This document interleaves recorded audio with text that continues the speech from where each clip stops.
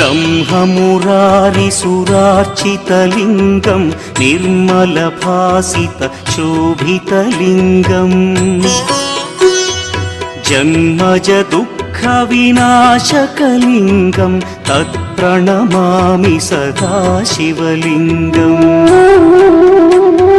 देवमुनिप्रवरार्चितलिङ्गं कामदहन करुणाकरलिङ्गम् रावणदर्पविनाशकलिङ्गं तत्प्रणमामि सदा शिवलिङ्गम्